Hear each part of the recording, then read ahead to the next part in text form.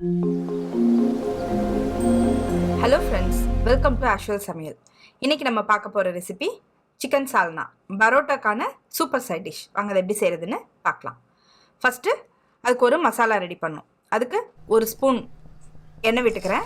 அதில் ஒரு table spoon தனியா, ஒரு ஸ்பூன் மிளகு, ஒரு ஸ்பூன் ஜீரகம் சேர்த்து கொஞ்சம் நல்லா வறுத்துக்கோங்க.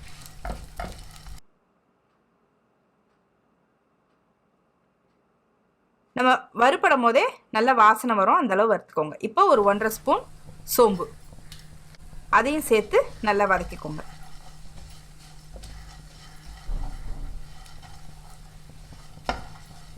நல்ல வாசனை வர அளவு வறுத்துக்கோங்க.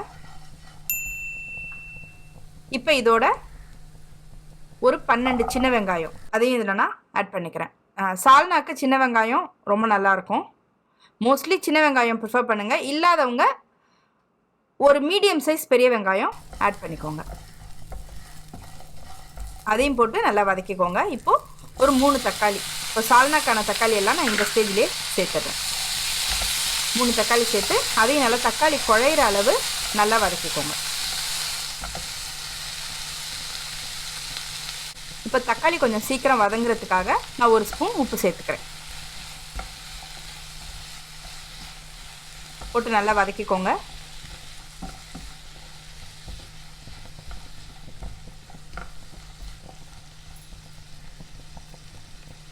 உப்பு சேர்த்திங்கனாவே கொஞ்சம் தக்காளி வெங்காயம் எல்லாமே கொஞ்சம் சீக்கிரம் வதங்கிடும். கொஞ்சம் ஒரு மூடி வச்சு ஒரு 3 நிமிஷம் அப்படியே விட்டுருங்க. பாருங்கள், 3 நிமிஷம் கழித்து நல்லா தக்காளி வதங்கியிருக்கு.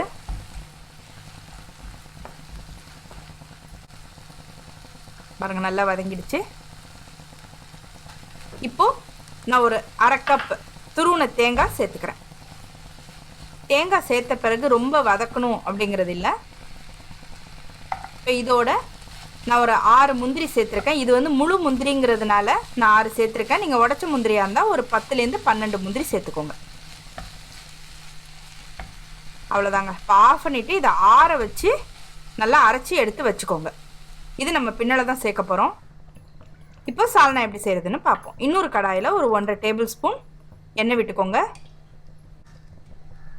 இதில் நான் ஒரு 2 பிரிஞ்சி இலை, 4 துண்டு பட்டை, 2 மராத்தி மொக்கு, 2 ஸ்டார் அனீஸ், 3 ஏலக்காய், ஒரு 3 கிராம்பு சேர்த்துக்கிறேன்.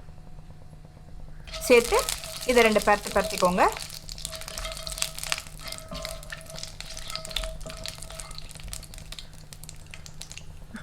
இது நல்லா வாசனை வந்தோடனே நான் ஒரு பெரிய வெங்காயம் கட் பண்ணி அதையும் நான் சேர்த்துக்கிறேன். சேர்த்து நல்லா வெங்காயத்தை நல்லா வதக்கிக்கோங்க. பாருங்கள், வெங்காயம் நல்லா வதங்கியிருக்கு. இப்போ நான் 1 டேபிள் ஸ்பூன் இஞ்சி பூண்டு விழுது சேர்த்துக்கிறேன். அதையும் சேர்த்து நல்லா பச்சை வாசனை போக வதக்கிக்கோங்க. இப்போ நான் ஒரு 3 பச்சை மிளகா 2 கீரி நான் அதில் சேர்த்துருக்கேன். இதையும் சேர்த்து நல்லா வதக்கிக்கோங்க.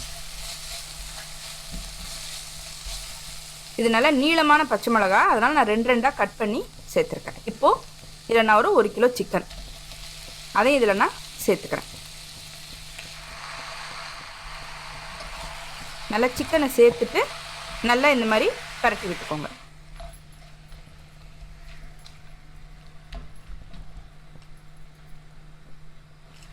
இப்போ இதில் நான் ஒரு ஸ்பூன் உப்பு சேர்த்துக்கிறேன். ஏற்கனவே நம்ம உப்பு சேர்த்துருக்கோம். இப்போ 1 ஸ்பூன் உப்பு சேர்த்துருக்கேன். பின்னாடி தேவைன்னா நம்ம ஆட் பண்ணிக்கலாம். இப்போ இதோட ஒரு 1.5 ஸ்பூன் மிளகாய்த்தூள் சேர்த்துக்கிறேன். ஏற்கனவே நம்ம பச்சை மிளகாய் வேறு ஆட் பண்ணியிருக்கோம். 2 ஸ்பூன் மல்லித்தூள் சேர்த்துக்கிறேன். 1 ஸ்பூன் மஞ்சள் தூள் சேர்த்துக்கிறேன். 1 ஸ்பூன் கரம் மசாலா சேர்த்துக்கிறேன். சேர்த்து இதை நல்லா சிக்கன்லாம் மசாலாவில் கோட் ஆகிற மாதிரி நல்லா இந்த மாதிரி பரட்டி விட்டுக்கோங்க.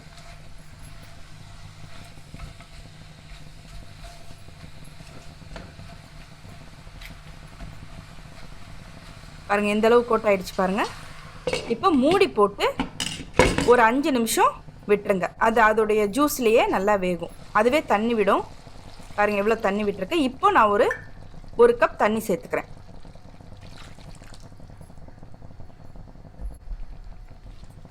தண்ணி சேர்த்து ஒரு பரட்டி அப்படியே நம்ம ஒரு மூடி போட்டு வேக விட்டுற வேண்டியது தான். இப்போ நான் பாருங்கள் ஒரு 5 நிமிஷம் வெந்திருக்கு பாருங்கள், நல்லா வெந்துருச்சு. இப்போது ஒரு டேபிள் ஸ்பூன் கொத்தமல்லி தலையும் 1 டேபிள் ஸ்பூன் புதினாவும் பொடியாக கட் பண்ணி நான் சேர்த்துருக்கேன். இந்த ஸ்டேஜில் நம்ம ஏற்கனவே அரைச்சி வச்சுருந்தோம் இல்லையா மசாலா, அந்த மசாலாவை சேர்த்துக்கோங்க. சேர்த்து நல்லா சிக்கன் அதில் பரட்டி விட்டுக்கோங்க. பாருங்கள் இப்போவே வாசனை நல்லா வருது.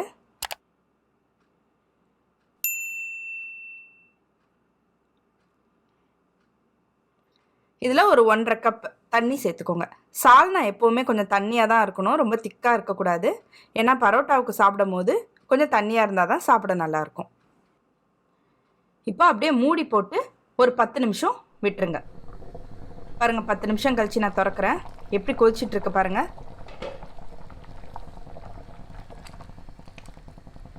பாருங்கள் சூப்பராக ரெடி ஆகிடுச்சு சால்னா. இப்போ இதில் உங்களுக்கு திக்னஸ் அதிகமாக இருக்குதுன்னு நினச்சிங்கன்னா இன்னும் கூட கொஞ்சம் தண்ணி சேர்த்து நீங்கள் கொதிக்க விட்டுக்கலாம். இது ஒரு 5 நிமிஷம் அப்படியே ஓப்பன்லேயே விட்டுருங்க. பாருங்கள் நல்லா எண்ணெய் பிரிஞ்சு வந்திருக்கு. இது பரோட்டாக்கு அவ்வளோ டேஸ்ட்டாக இருக்குங்க. பரோட்டாக்கு மட்டும் இல்லை, தோசைக்கு, இட்லிக்கு, சப்பாத்திக்கு எல்லாத்துக்குமே இது ரொம்ப நல்லாயிருக்கும். அவ்வளோதான், உங்கள் சால்னா ரெடி. நீங்கள் கொத்தமல்லி தூவி இறக்க வேண்டியது தான்.